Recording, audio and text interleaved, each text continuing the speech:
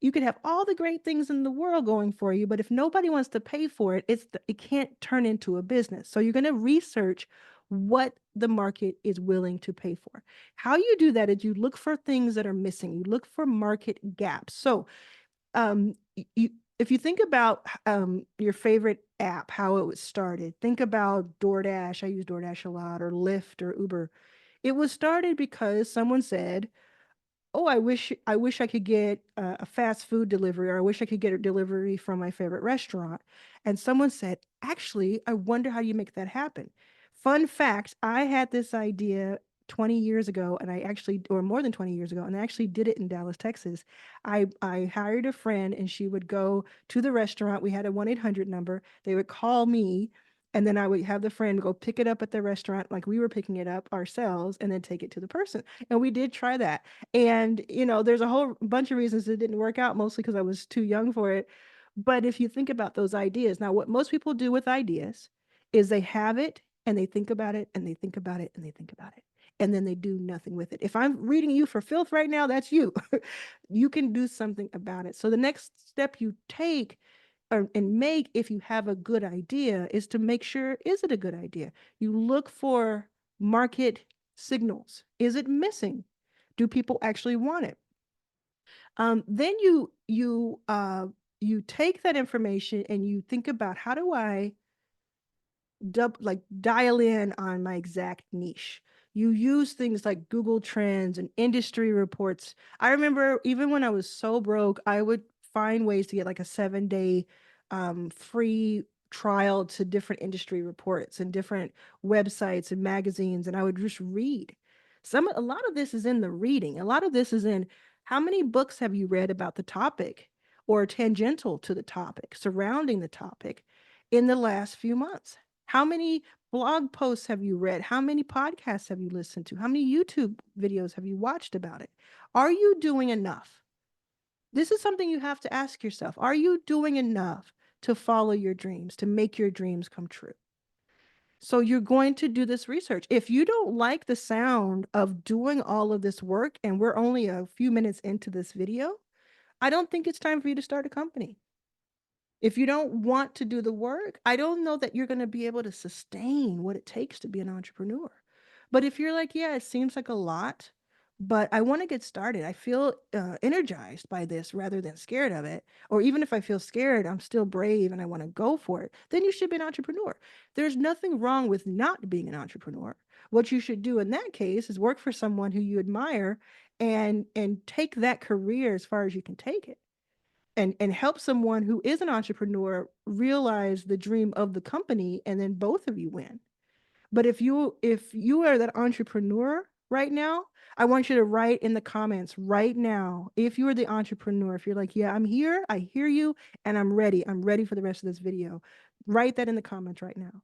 For it, no matter what day you're seeing this, if you're seeing it the first day I put it out, or years later, I want you to write it in the comments, and I will see those comments. So think about your target audience. If you've watched some of my videos in the past, we've talked about this before, but this is the foundation. You can't skip this part as far as working on your company. Think about their demographics, like their age, their gender, their income level, their location. Then you're going to think about a little bit of their psychographics, which is like who they are, what they think, their interests, their behaviors. Are they interested in something similar to what you're interested in, and is that who you're going to go to? Or is it going to be someone who they're not exactly like you, but you know how to speak to them? I think some of the best companies come from where the founders are the customer. If you think about my company, Backstage Capital, my customer is the founder in general. It's a little confusing, but my customer is the founder, because I'm going out looking for companies, and I'm hoping that they'll let me invest in them. And I see myself in them. If you think about Yacht Water, my new water brand, I'm the customer. I'm sober for several years. I just got into, like, in the last few years, got into sparkling water. This is still water as well. I love being hydrated, and I love the look of it. I'm the customer. So now I know where to go and find them. I know what to look for at the very least. And you want to find your ideal customer and build around them. Then you want to think about your competitor, do a competitor analysis. So even though this is a longer video, I'm going to cover so much and I'm actually going to talk about things, it kind of quickly in some cases. But each of these topics could be their own video, and I will make some. Don't worry about it. So, competitor analysis. If you're still here, thank you so, so much for being here. You got this, okay? You got this. You're going to study existing business models and their businesses and how they did. Can I tell you how many hours I have put into studying Liquid Death, Sanzo, Olipop, Poppy, all kinds of interesting, innovative beverages. I have spent so much time studying these companies, hours and hours and hours. I wake up thinking about it. I go to sleep thinking about it, all in the name of learning as much as I can before I launch Yacht Water and as I launch Yacht Water. And I tell you what, it could be years from now and somebody will ask me what I did that day. And I promise you, probably if I'm still running Yacht Water, I hope I am, that I will be doing research on those companies and other companies because that's what you do to go above and beyond anybody else around you. You learn about your competitors and you understand and you respect your competitors. Then you're going to validate your idea. So, this is a cool part that I think is fun for a lot of people. And this is something that is pre launch, but it's active. It's activity that you can do that is like really moving the needle. And that is to go out and survey potential customers. You're going to create a detailed survey to help you gather data about your target audience's needs, preferences, and behaviors. You can use all kinds of tools. I use Typeform, I use Google Sheets, Google Forms. I used to use SurveyMonkey. There's a lot of options out there. And so what you're going to do is you're going to say, this is why I'm doing this survey, and maybe have an incentive for them, like some sort of discount on something else, or a phone call with you, or something to that effect. And you're going to select a few people. I remember when I was launching my first course in 2020, I hadn't launched a course before and I didn't know if people would pay for it and I didn't know what exactly to teach about, although I had an overall idea. So what did I do? I sent a text message through the community app, community.com app, which I'm an investor of, by the way. Today I wasn't then, but thankfully I am today. I sent an email, a text message to about 40 to 50 people who had signed up for different reasons. They wanted to keep in touch. And I asked them, if I were starting a course today about business, what are the top 3 questions you would want me to answer? And then I wrote every single answer down on pieces of paper.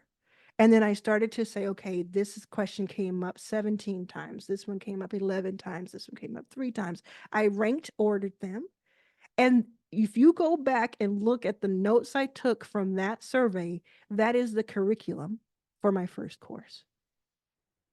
Because this is something you can do without having money. This is something you can do without quitting your day job. You can get this type of information. If this is something that you think you're going to do, let me know in the comments. But you're going to ask them things like, because I know you're wondering, what do I ask them? You could ask them their age, gender, location. Be careful with the gender question and race question. You might definitely make it optional. It's only there to be optional because of certain regulations. You can also say, you don't have to answer any of these. You don't want to. I'm just gathering information, right? Income level, their shopping habits, frequency of purchase of certain types uh, of of products and services. You could ask them very specific things about preferences related to your product or your service that you already know, if you already have that in mind. I wouldn't do a survey until I had at least some direction. Like when I asked my survey, I said a business course. There was some sort of direction. You don't want to ask a group of people, what should I do in life in general? You should say, oh, I'm going to go in this direction. How do I hone that in and sharpen that? You're going to make the questions multiple choice or short answer whenever possible, because you don't want it to be something where you're like, oh, I have to look at all these different answers. You want it to be something that it starts to just crystallize for you. It doesn't have to be so granular. And then you can have multiple choice. You can have open-ended questions as long as you keep it short. You can always have, is there something that I didn't cover here that you want? And then you're going to use that and, send that to a group. Can it be in a Facebook group? Can it be on your mailing list? If you don't already have a mailing list, look at my video where I teach you how to get your first 10 customers um, without any money and from scratch. There's a video that's a few days ago from this video that says that. Look for that video because all of these answers are there. There's no more excuses.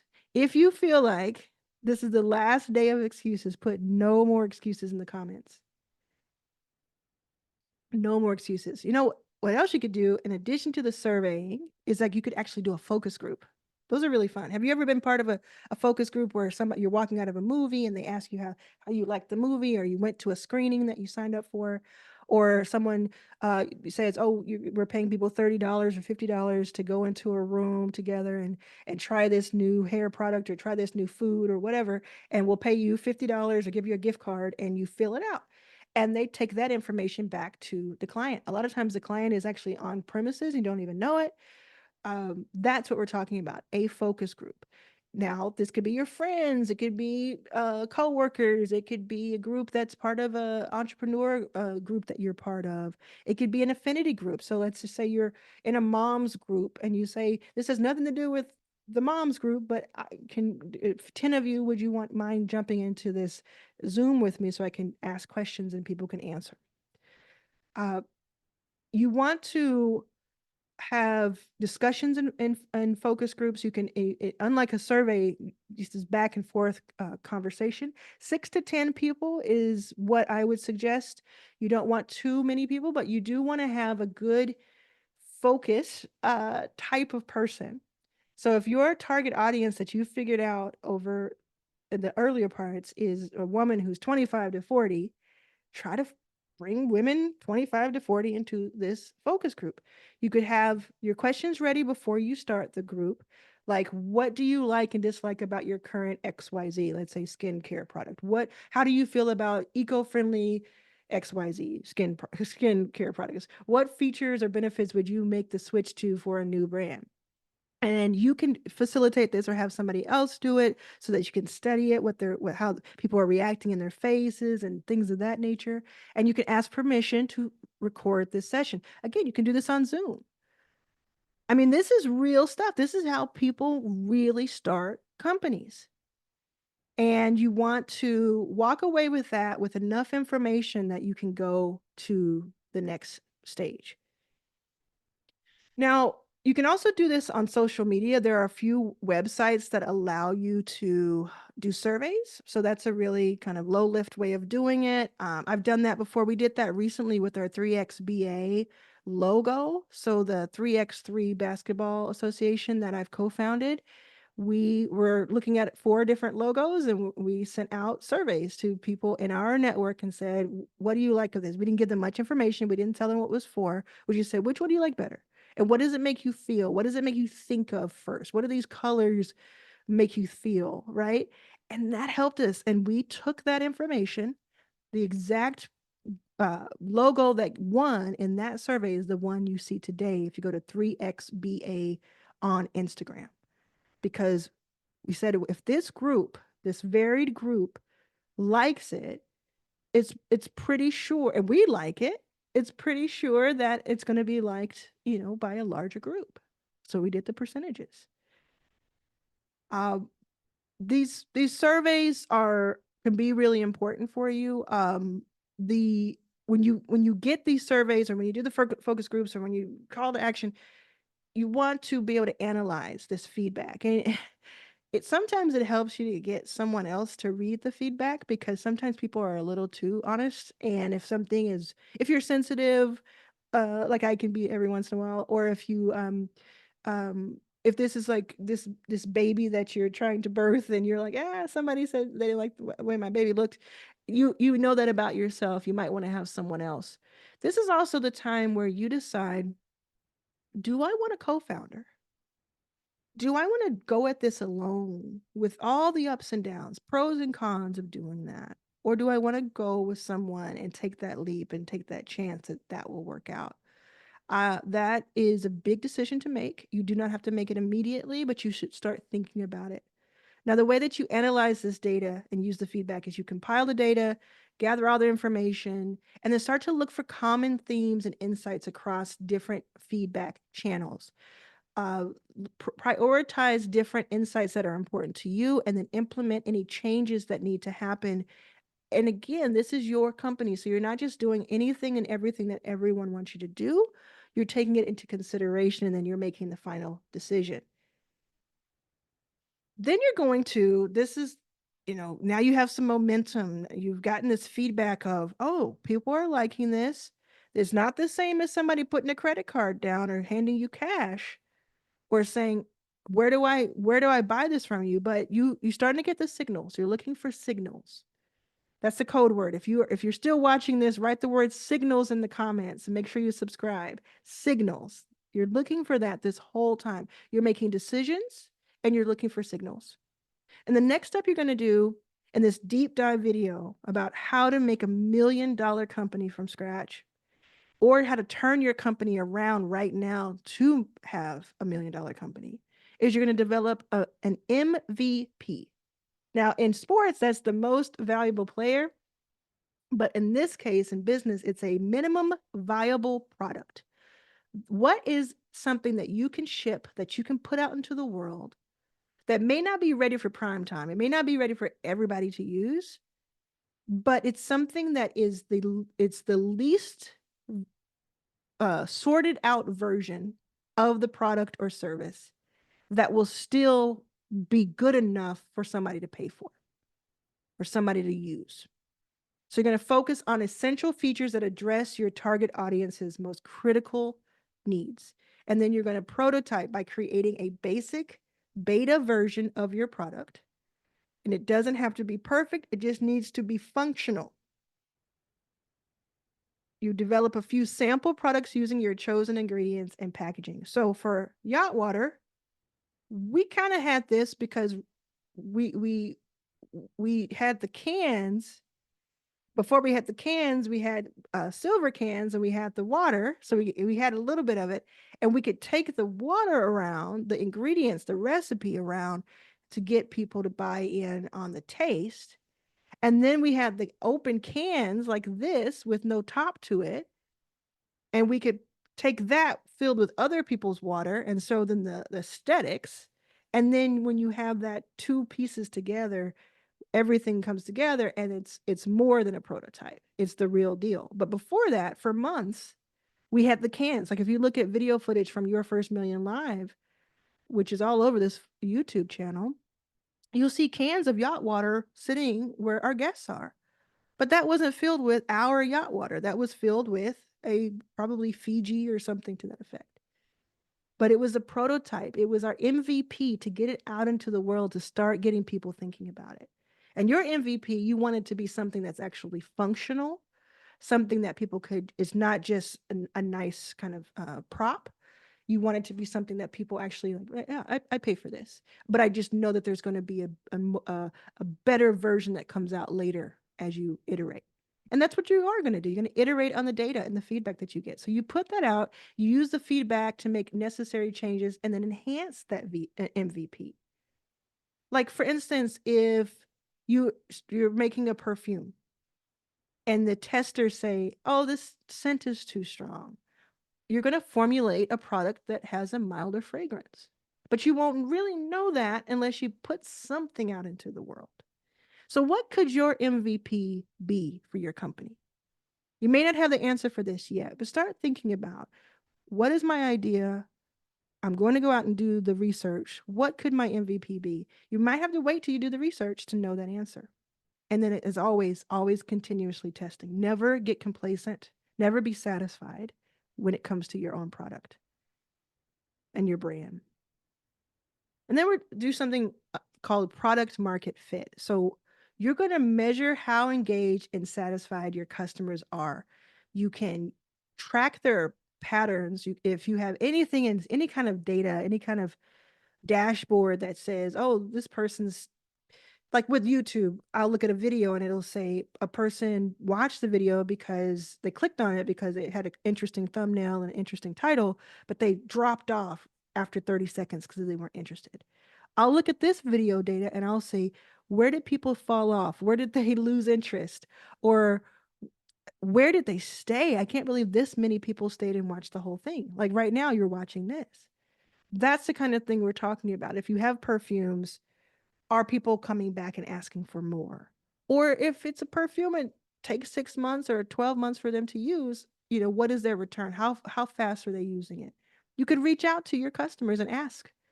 You bought a bottle, and of course you wouldn't do this for every customer because you don't want to be annoying, but maybe someone who signed up as the first 100 customer. You say you bought a bottle 3 months ago. Can you just tell us how much of it you've used? That would be helpful. How many repeat customers do you have? And do you get unsolicited positive feedback?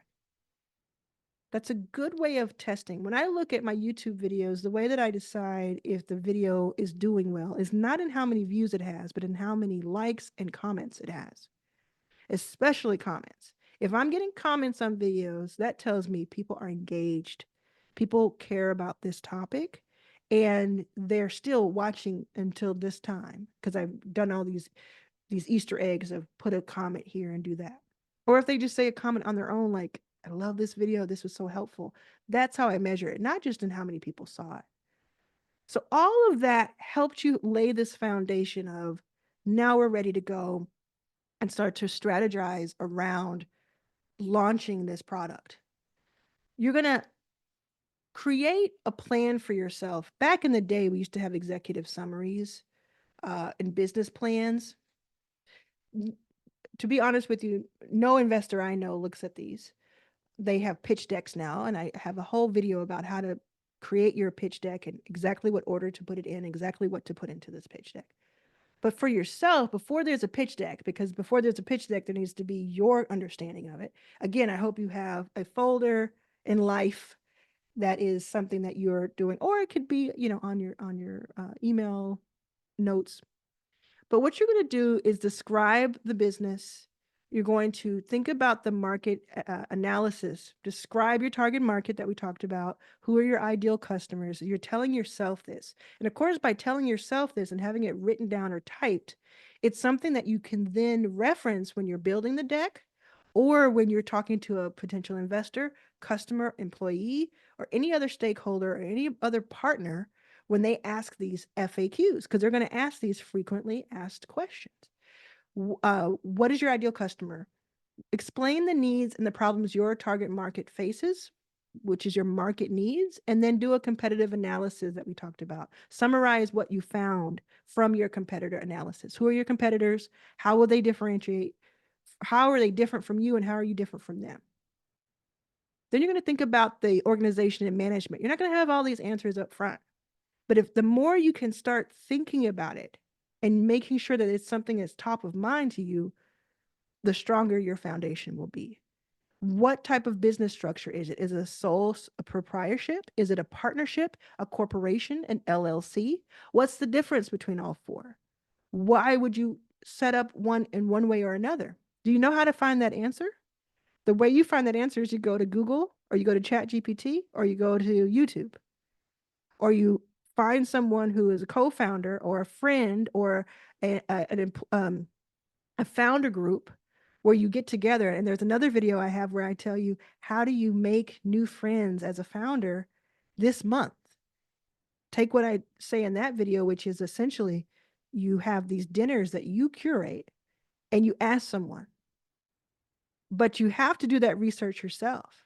And then you need to connect with a professional. You outline the members of whom the roles that you might need for your team starting out. And here's a secret to just success. Write out what you're going to need in 6 months. Write out what you're going to need in a year, in 2 years. What is it going to look like? You're not going to be right about it. That's the other secret. You're not going to be right about it. But if you're going to be close enough to start focusing and aiming, you want to be able to aim somewhere. You're going to then talk about your products and your services as a description.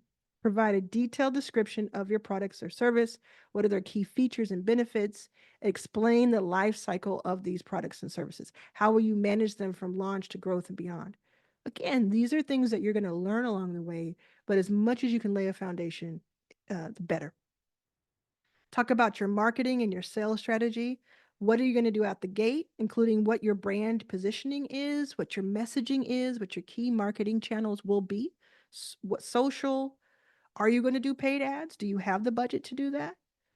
Uh, are you going to focus on content marketing like I love telling you about that doesn't cost a lot of money?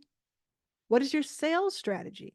You can have the best product in the world, but if you don't know how to sell, how is it going to get into people's hands? Are you going to hire somebody to sell? Are you going to work out a commission structure? There's a lot to this. But the point of it is that's why you don't see so many people who you hang out with as multimillionaires or have multi-million-dollar companies because there's so much to it. It's just like Tom Hanks said in A League of Their Own. Of course it's hard. If it were easy, everyone would do it. It's true. This is difficult. This has a lot of steps to it. There are more to follow. But this is where wealth is built.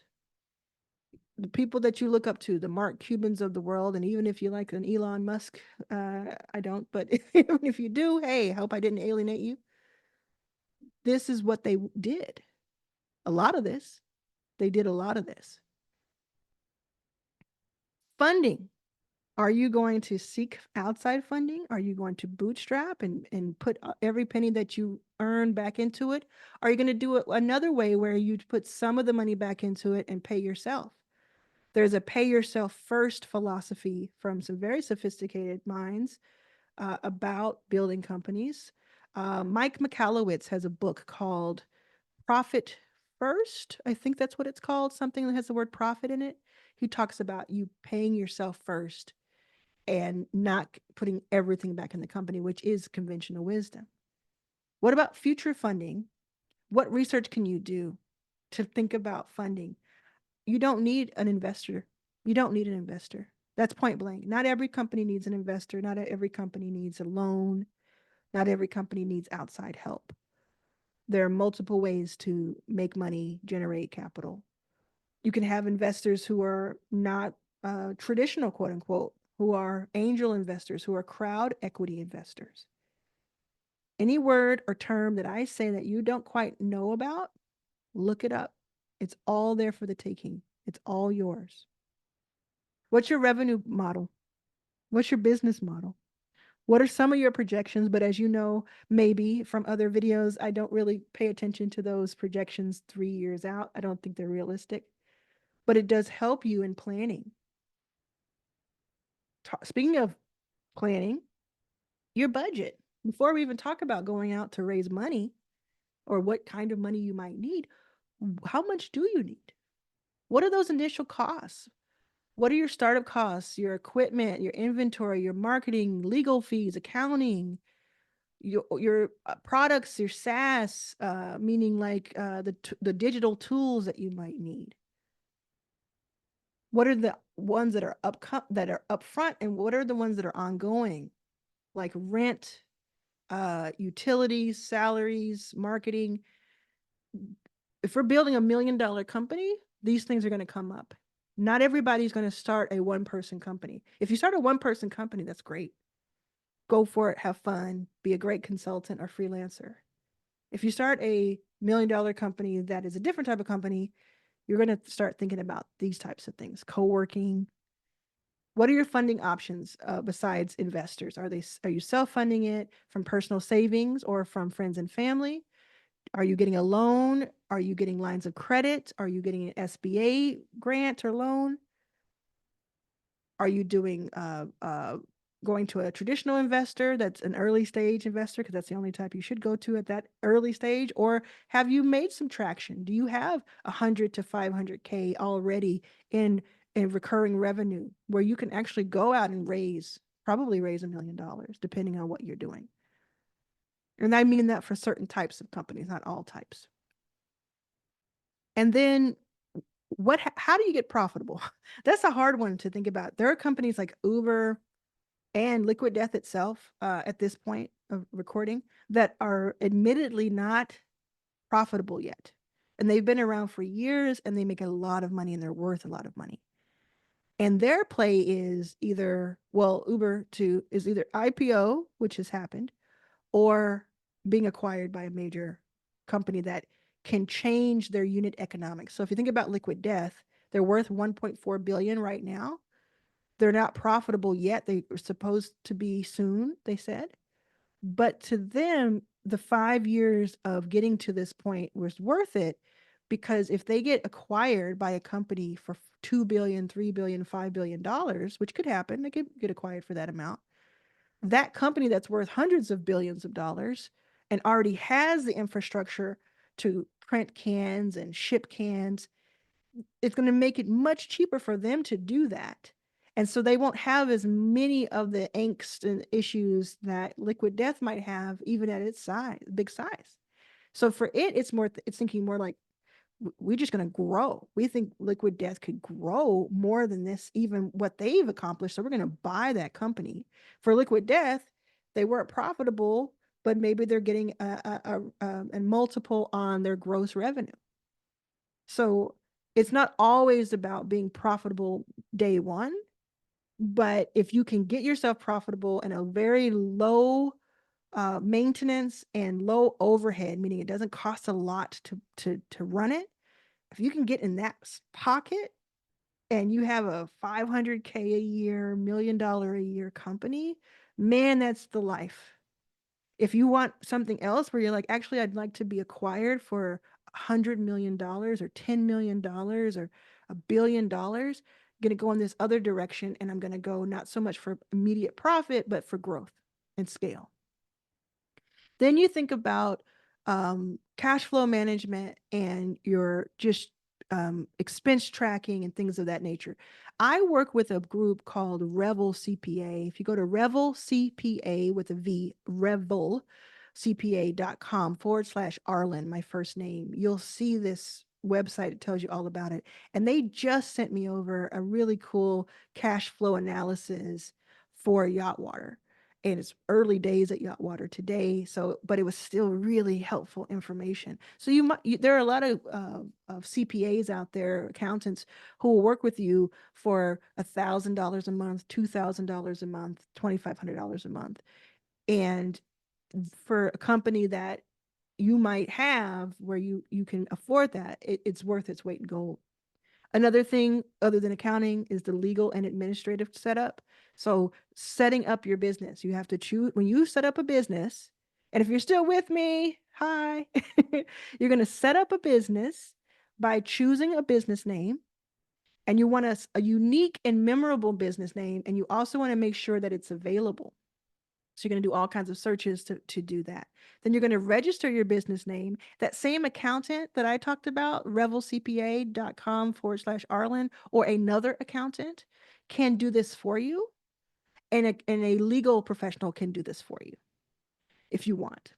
Business structure uh, options are sole proprietorship, partnership, LLC, corporation. There's also S corps, C corps, different types of corps. And then there are different licenses and permits that you might be required to have depending on the type of company that you have. You're going to get a tax ID number, an EIN. I know you've seen that around. It's an employer identification number, usually called an EIN. It's from the IRS. You want to have that. It's almost like your social security number for your company, although your own social security number will be used a lot. So keep that in mind. You want to register for state and local taxes if they're necessary to do so, and especially if you're shipping something physical. And then you're going to set up a bank account. There are a lot of traditional banks like Bank of America, and there's Merrill Lynch, and there's all types of Chase. But then there are also like these online banks like Mercury um, and Brex. And those are really interesting too. I would check those out. And you're going to set up an accounting system either yourself or with your accountant. Then there's business insurance and employee insurance. You need to be meticulously planning and strategizing this, because this strong foundation will make sure that you're prepared to handle what comes up. So if you're still with me, you're a real one. You are a real one. And now we're going to get into the launching of your business. Oh my, I got a cramp in my finger all of a sudden. You're going to get into the launching of your business. You're going to design your product and service. You're going to conceptualize, develop a clear concept of your product or service and what problem it solves. You're going to prototype, like we talked about. If it's not physical prototype, it could be a digital a prototype of what does it look like. And then you're going to test. You're going to source uh, from manufacturers and suppliers. Again, this is if it's physical. If it's not, then there's other things to consider. But again, like yacht water, I did a formulation, I did box testing, different shapes and sizes. I decided on do I want a tall boy like Liquid Death? Do I want a skinny can, which we did make sure to do because that's more of our brand? Do we want a regular 8 ounce, uh, 12 ounce can? Do we want something smaller? All those decisions, what flavors, all the formulation, you're going to go look for those different people. And if it's a digital product or a digital service, what are those in those lanes? Source all the materials that you might need and then think about quality control. If it's service, you're going to have this blueprint of what steps does the customer take in order to have, what journey do they go on? Is it a landing page and then they have a next page that gives them 3 options and then they watch a video that you created? When do you make that video? What happens in each step? What different tools do you need? Do you need to learn about automation? Do you need to learn about how to get emails out to people while you're sleeping? Yes, you do. These are the decisions that you have to make because remember, what we're talking about is decisions or our decisions and signals. Your brand identity, your branding and your positioning are important. So your brand name and logo, that's fun. You can go to Fiverr. I have a link in the description where you can click on to go to Fiverr and have people create your logo for you. I just did this recently with my new nonprofit, Keymaker Alliance. I had 3 different people on Fiverr do a couple of options for me, and I selected one. I paid for all 3, but I knew that I may not get it with one person. So I did that. I would recommend doing that with more than one Fiverr person. I also do my thumbnails on Fiverr. And then when I need something that is more day to day or for weeks at a time, I go to hirerunner.co, which is my fractional recruiting company for inclusive companies and individuals. And Hire Runner, HIRE, runner.co is where I can bring on executive assistants, runners for the day, COOs, etc. Then you're thinking about the color scheme, the typography. I mean, we're detailed. I told you it was going to be granular. Didn't I say that? I told you it's going to be down to the detail. Thinking about your color scheme, your brand voice, and your messaging. Define your brand voice. Is it formal, casual, humorous? A little bit of all of that. Is it how does it resonate with your target audience and how do you continue to iterate on that? What does your website and online presence look like? If you think about 3XBA, the basketball league that we started, we put our website landing page up as soon as we could. Then we went and we found someone to do our social as soon as we could. Before we found that person, we were posting things. And then we started to get this messaging. We hired an agency to put all of the pieces together to look a certain way. And we did this slowly but surely, but it all had to come together. And these are just multiple pieces to the puzzle that you can think about. And then what kind of content creation are you going to do? Are you going to have social clips? If you look at the link in my description, I can show you how to take one long form video and turn it into 30 clips that are for reels or for TikToks or for stories, or for shorts that you can use for a month and put that out into the world to kind of get people thinking about your company. There's another thing, if you think about my chief of staff, Melanie, she created a chief of staff certification. And she is doing long form and short form content to get the word out about that. What we did an interview together on Zoom and popped that on YouTube and then turned that into 30 different clips.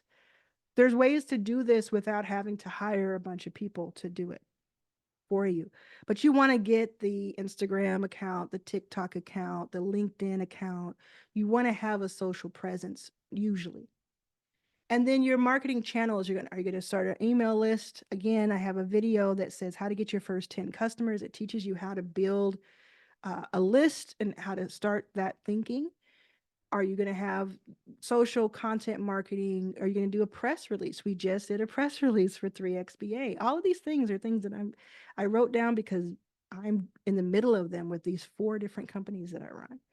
We did a press release, and then you send it out to a group. And you can also, if you don't have any press contacts, you can pay a couple $100 to put it on one of the wires, and the wire will send it out to a lot of people. And if anybody's interested in it, they'll pick it up in their local paper or nationally.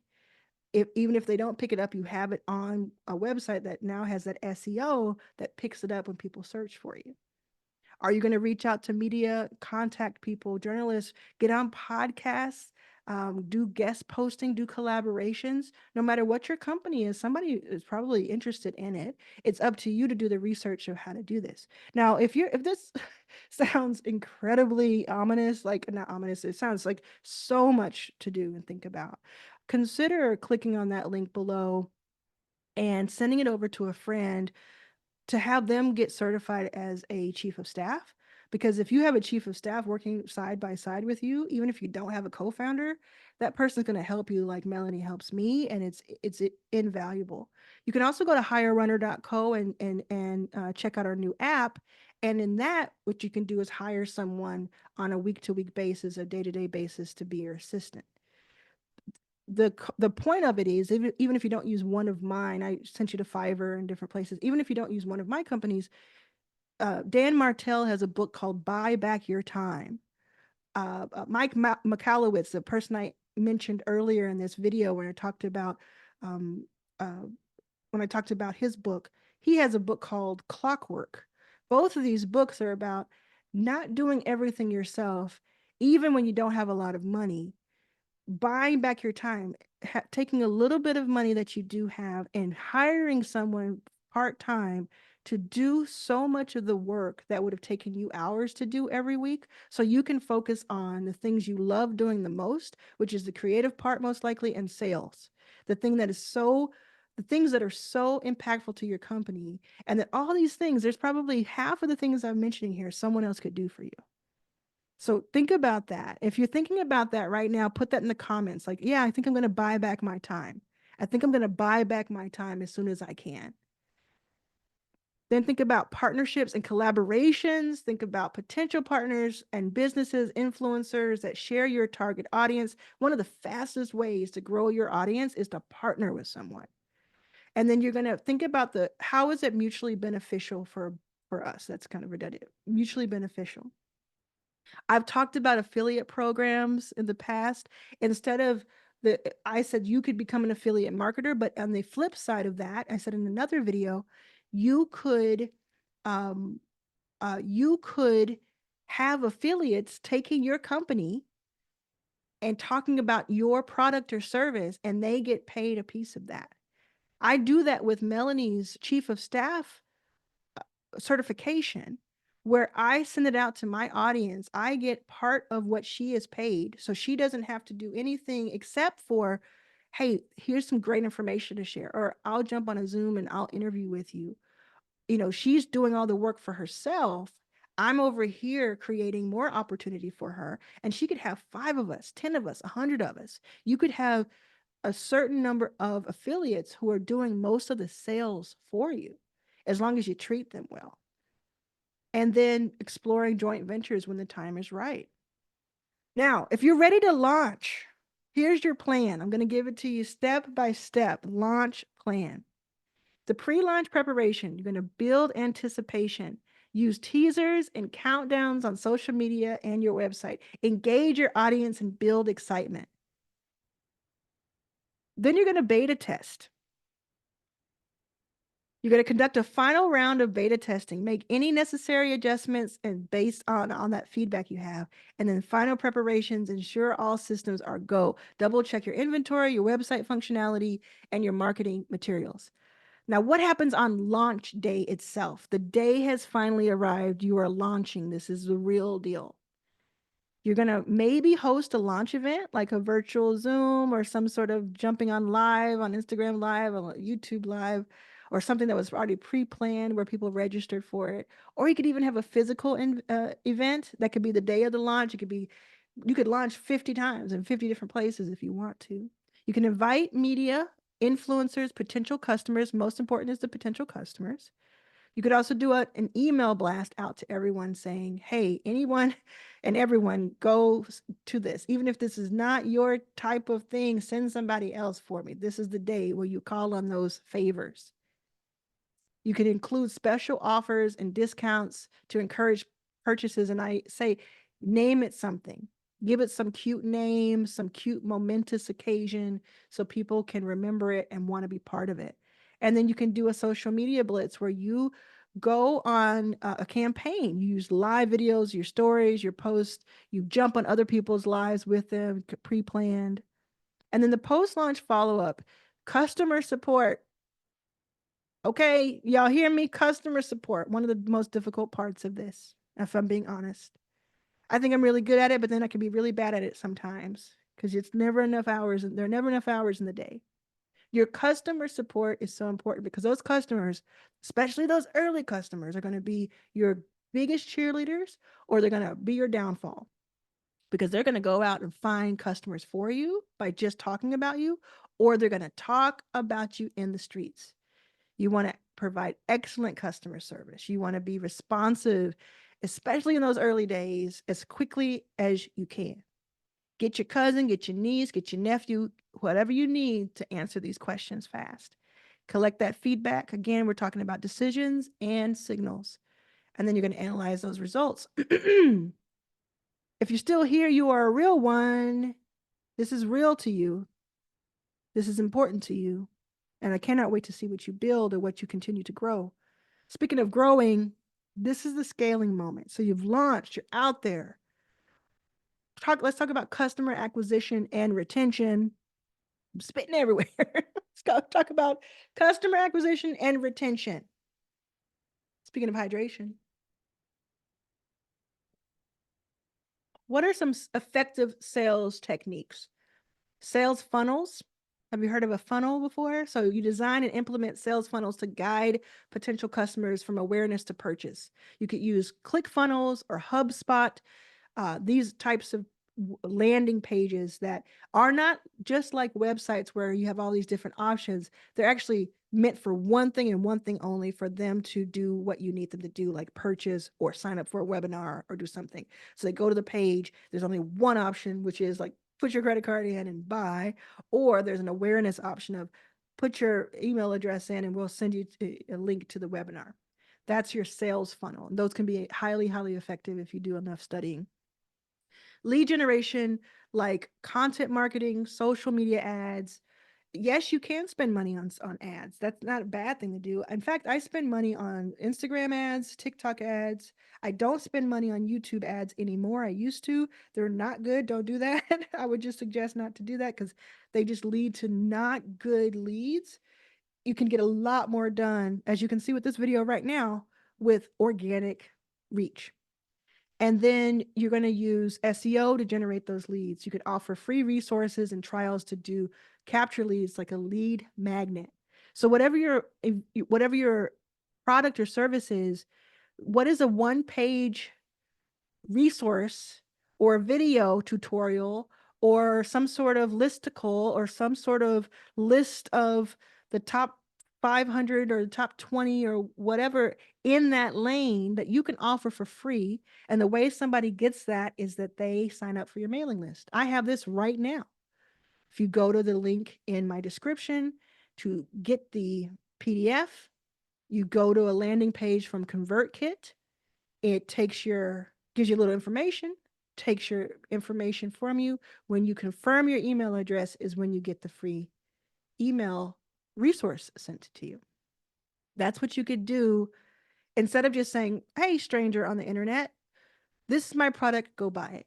You say, hey, stranger on the internet, you're watching this video or something that I put out there.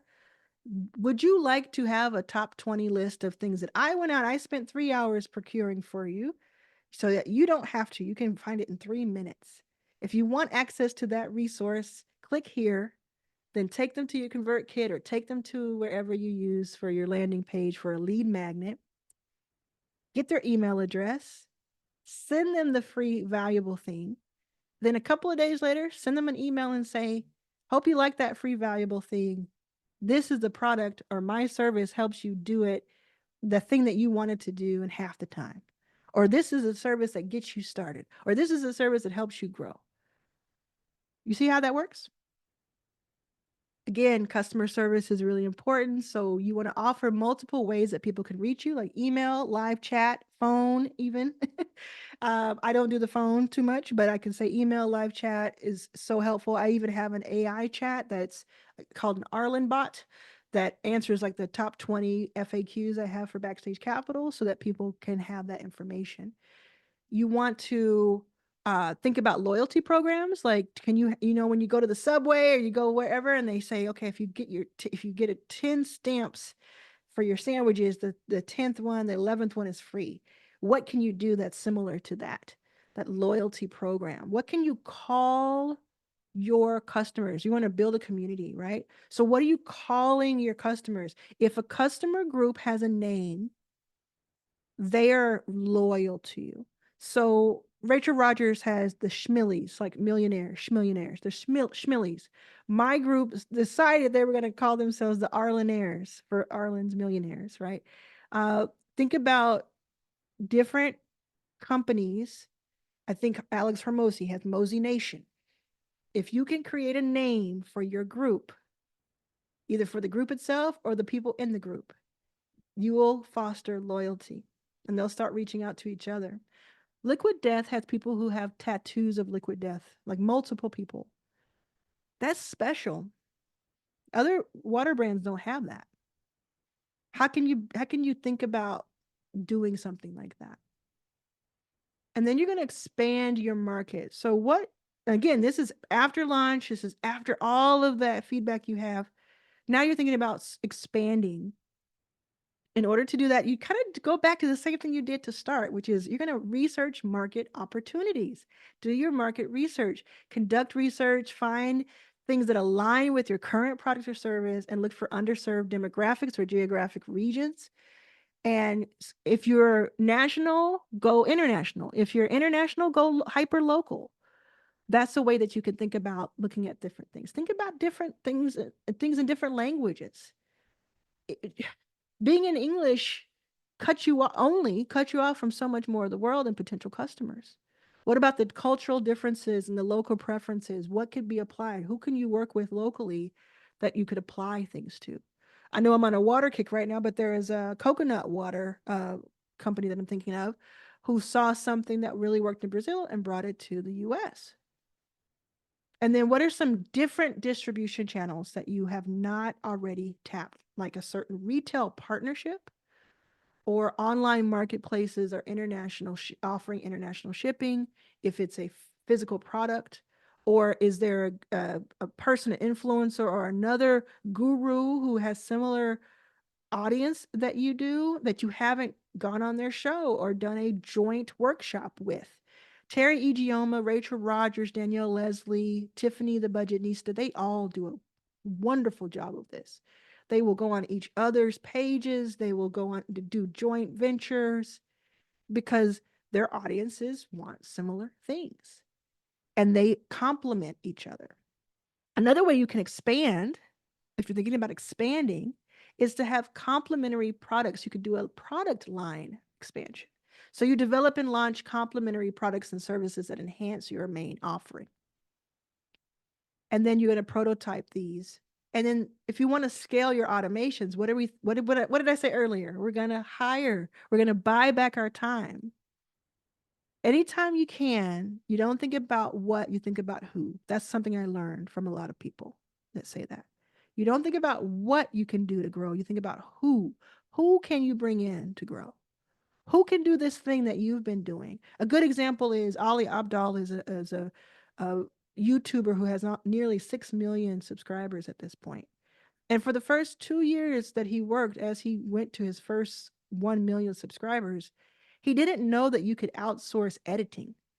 So he was a doctor just out of med school. He was a full-time YouTuber or part-time YouTuber, but really full-time. And then he was on top of that. The reason he was a full-timer was because he was editing every video that he put out.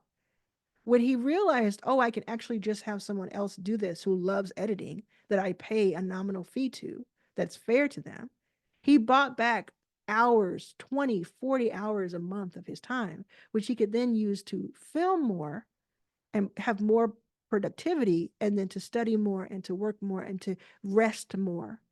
So when you want to, if you want to grow, you have to bring more people in. It's simple as that. My interview with Rachel Rogers from Your First Million Live, we talked about that in depth. Look for that video. Automation. I talked about automation earlier. The more automation you can integrate into your process, the more it's like you have an army with you that you didn't hire. There are things that we take for granted every day, but someone has created this automated process for us. Getting this email back that has that resource, that lead magnet I talked about, that would be an automation. That's ConvertKit doing all the work. That's Zapier doing all the work. I have an interview with the CEO of Zapier earlier in my YouTube channel, where he talks about how Zapier has millions of combinations of automations. The idea is unlimited what you can make happen automated. Your customer onboarding, your customer check-in. So we talked about being good to your customers. You could have an automated process where your customers, you don't have to think about, oh, they signed up 6 months ago. You have it automated that you have a Zapier telling it to talk to MailChimp or ConvertKit, and on the 40th day or the 180th day, it sends this type of email. And if that email is opened, it does this thing next. If it's not opened, it does this reminder next. These are the type of automations I'm talking about. Just limitless possibilities. Think about upgrading your infrastructure. So you might want to invest at this point if you're growing, you might want to invest in infrastructure upgrades to support that growth, like new technology, office space, or equipment. And then let's talk about that team again. HireRunner.co is my fractional recruiting team. You can go there and check out our new app, and you can hire the right people. So you can also think about, hey, do I want to become a chief of staff, or do I want to hire a chief of staff? Go to that link below in the description to learn all about becoming certified and all about what that role really is.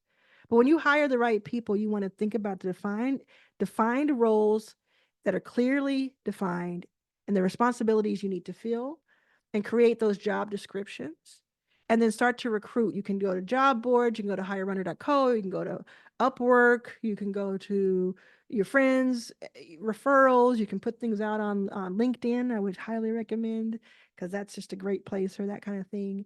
Recruitment agencies, if you get to that point, and then professional networks. I also really like Landed. I think it's talentlanded.com. They are really cool. My editor comes from there. So hi, editor. And I think it's talentlanded.com, but look for Landed Recruiting. They're really great when it comes to like UI, UX, editors, things that are in that creative space, but full time and at very reasonable pricing. And then you're going to have put together an interview process. Now, there's an importance for strong company culture, but I'm not going to talk about that in this video because I'm still figuring that out. And I don't want to be someone who sits on a high horse about company culture when I've had such good moments with company culture and such bad moments with it, and I'm still figuring things out. There's a difference between a leader and a manager, and you have to decide which one you are. And if you're not a leader, then you need to find somebody who can be part of uh, spearheading your company. If you're not a manager, but you are a leader, you need to find someone who knows how to manage. So if you're not one, but you're on the other, find your counterpart. And one thing that has helped me so much over the past 5 years is figuring out how to delegate. Delegate. If you have effective delegation skills, you can trust them to take ownership, especially if you're that chief of staff role. That's so important. That link in the description will tell you all about it. But you want to invest in leadership, as I said, and you want to put things in place. And that's, again, instead of talking about it, I will just refer to read the book Buy Back Your Time. Read all of Mike Michalowicz's books, The Pumpkin Plan, Clockwork. There's many others. The Buy Back Your Time is by Dan Martell. But never forget this. Okay. All right. So if you're still here, or if you're using this as a reference and you're coming back to it, we're going to talk about some even more advanced topics: customer acquisition and retention. So I want to talk to you about advanced customer acquisition strategies. There are three that we're going to talk about first. Content marketing. We have talked a lot about that. When it comes to YouTube, I have videos about that. But you essentially, instead of starting out by sending paid ads or even hiring someone to make a commercial for you, you're doing these marketing things that are more organic. You're putting them on social and you're seeing which ones do well. And you can either leave it at that and just keep doing that and sending people to your page, or you can take the ones that do the best and put money into ads for those ones in particular. Gary Vee is really great at describing this model, where instead of like what he sees a lot of people do, especially if they have a large budget, is they'll just put out whatever. They'll just say, we think it's funny or we think it's good and captivating, so we're going to put all this money behind it and put it out there. What he suggests is you make a few different types of content, you put them all out on social for free, and the ones that perform the best, you take those very few and then you put the money behind those for paid ads, because it's more than likely they're going to do well in paid ads too. So that's one thing to think about in the more advanced way. And he has a new book called Day Trading Attention that talks about that. Day trading attention. The next one is influencer marketing. So you can collaborate with influencers in your industry and reach that broader audience. You can also do this you can do this like pay them to do it, or you can do it as an affiliate way. There are multiple agencies that do both, and you can look at those up. And make sure that your values and their values align. Sometimes it's hard after the fact. Like you may hire someone, or you may even get a Cameo if you go to Cameo's website and pay somebody on the business website to do a commercial, and or whoever you connect with, a celebrity, and then they may have like an issue after you paid for it. But you can't really control that. But did they have one before you paid for it? Think about what you want and who you want talking about your company and representing your company.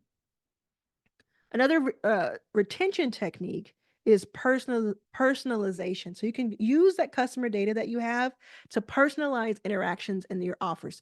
You tailor your marketing messages and product recommendations. There's another part is customer onboarding. So you develop a comprehensive onboarding process for new customers. You give them tutorials. We talked about that earlier when I was talking about the landing page and that customer journey. Tutorials, welcome emails, follow-up support. Again, a lot of that can be automated, and you can also use AI to customize it. And then you want to reduce churn. Churn is when people leave and they no longer become customers. It's that churning off idea.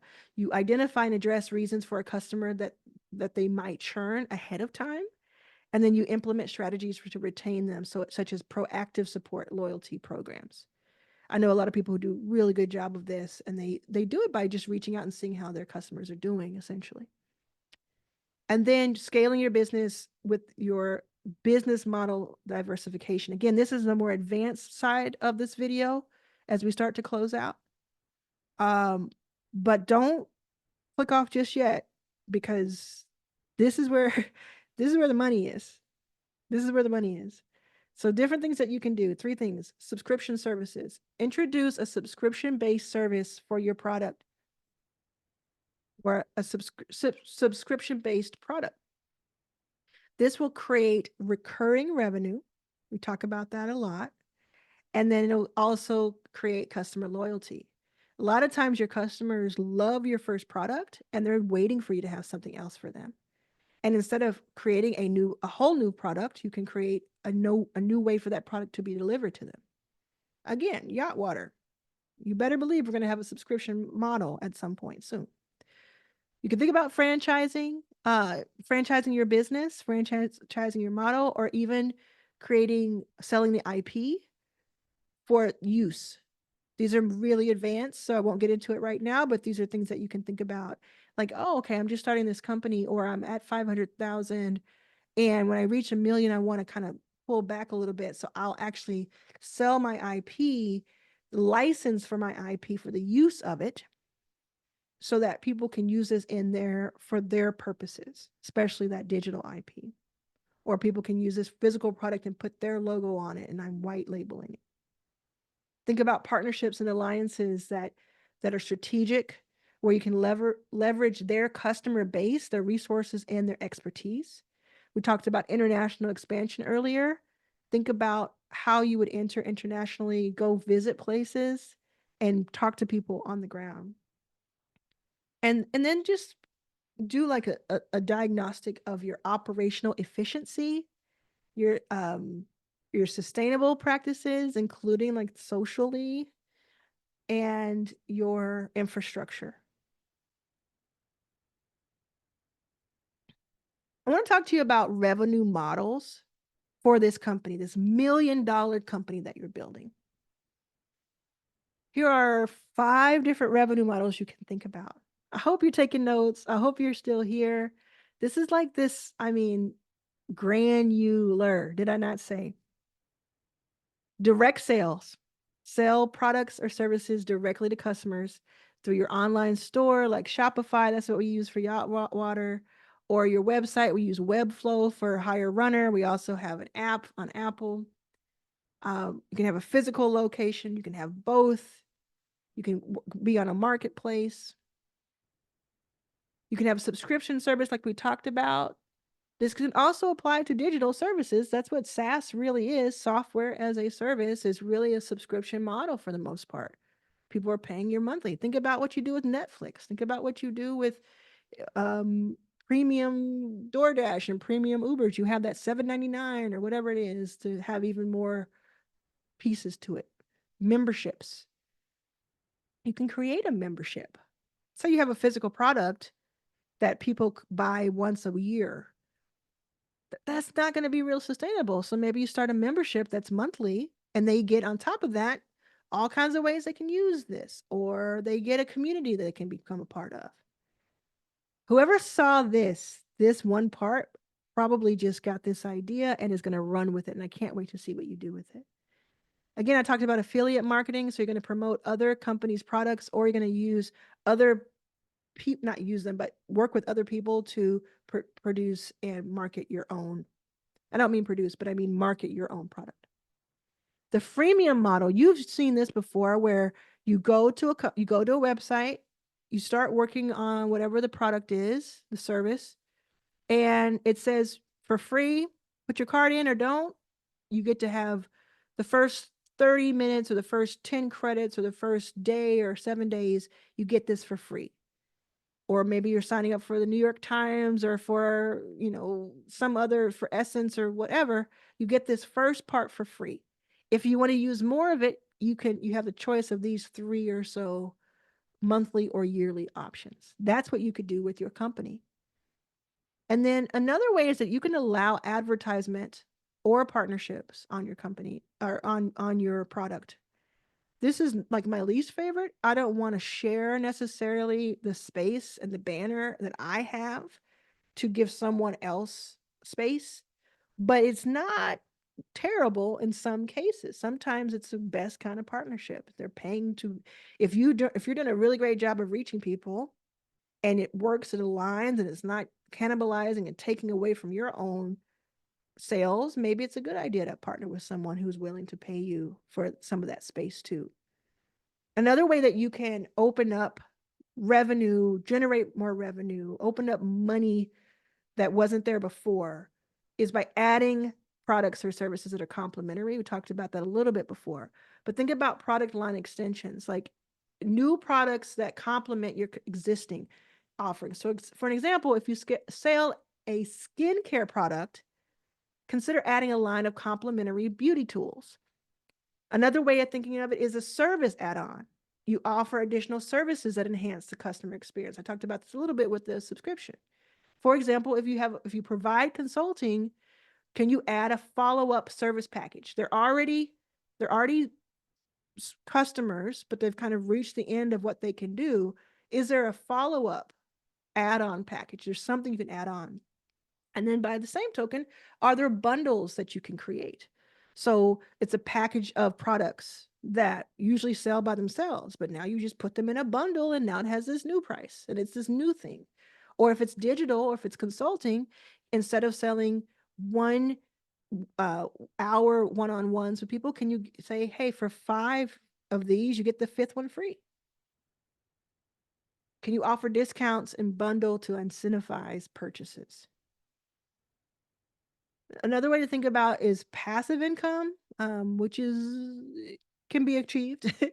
Digital products. So I always say, if you have if you have something that is a product, you can turn it into a service. If you have something that is a service, you can turn it into a product. Think about that for a second. Pause this video right now and think about that for a second. If you have something that is a product, it can always be turned into a service. Like this yacht water, there's like 10 services I'm sure if I thought about it, I could create. And if you have a service, you can turn that into a product. So think about turning whatever you have into the other thing. Um, Licensing, and the reason it's passive is because if you think about taking something physical and turning it into a digital product version of it or an offshoot, that is something you can have going in your sleep. Licensing, again, license your product, service, or content to other businesses for a fee. This can be a patent, a trademark, or proprietary software. You've heard of white labeling. It's essentially what that's about. And that really is the bulk of what I wanted to talk to you about. There's so many other topics we can talk about, and I'm going to create videos that break down in a more granular way each of these steps, and there are more to come. I said this recently on another video that I have 50 videos figured out ahead of time. I'm so excited to do this. Um, I don't know, it's just something that's really speaking to me right now. I feel very much called to do this. It started with Arlan's Academy in 2020. We've had 20 or 30,000 students go through that and over the past few years. And now with YouTube, I just want more and more people to hear that. If you hear these words right now, please know that you can do anything that you set your mind to, anything that you work on, you can make happen. I see your comments. I get to talk to you in real life. I get to hear from you, even if I'm not responding. I know that sometimes it feels like this is for everyone else.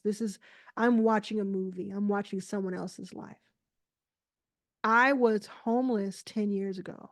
I was sleeping on the floor of the San Francisco airport. I talk about this in my new book, Your First Million, and also in my book, It's About Damn Time.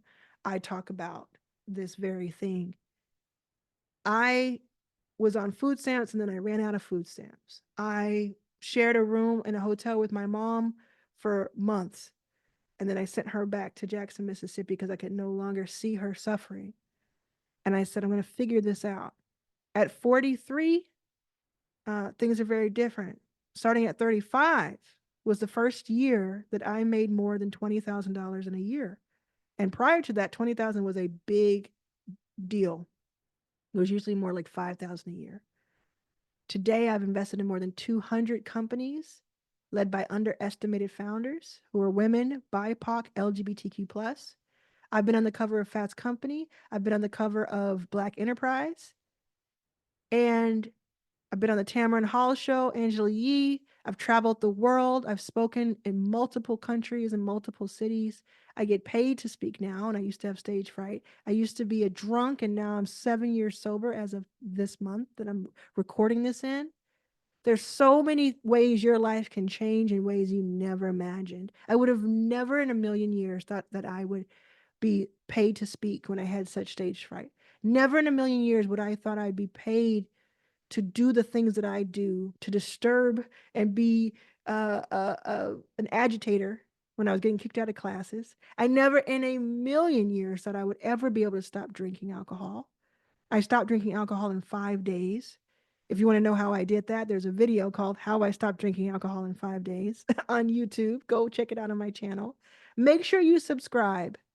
Make sure you subscribe. I want to do what my friend Callum Johnson is doing, which is when I first started watching his show, I did an interview with him and it has more than 250,000 views as of now. When I started watching his show, I think he was at 20,000 subscribers, where I am around right now. And in 6 months, I watched him get to 85,000 subscribers, and he's on his way to 100,000. Depending on when you watch this, he may be way ahead of that, and I may be way ahead of where I am. I'm at 22,000 right now. I want to get to 100,000 for a few reasons. I want you, if you have not subscribed, if you are listening to my words right now, and you can hear my words right now, and then you go and subscribe, tell me that. Let me know that you did that. If you are already a subscriber, I want to thank you so much. And I thank you for the patience in listening to me and other YouTubers ask you to subscribe. It just means, you know what I think it is? Yeah, it's a vanity metric. And yeah, it's something that you can kind of say, oh, good, people are going to watch my video. But what I really think it is that it means people care. You put so much into YouTube. It is a lot. Like I'm recording this. I have 49 more videos I'm going to record over the next few weeks. You put so much into it, and getting those comments really helps. It's not the views, it's the comments. It's not the views, it's the subscribers, right? That's what matters. So if you want to subscribe and you have not subscribed yet, please go ahead and subscribe. If you are already subscribed and you have not turned on notifications and hit that bell shape below, it takes you 2 seconds to do it. Click the bell shape so that when I put out a new video, it just lets you know about it. But yeah, having fun. I hope this was helpful to you. I cannot wait to see what you do with your $1 million company. If this video was helpful to you, let me know and pass it on. Thanks.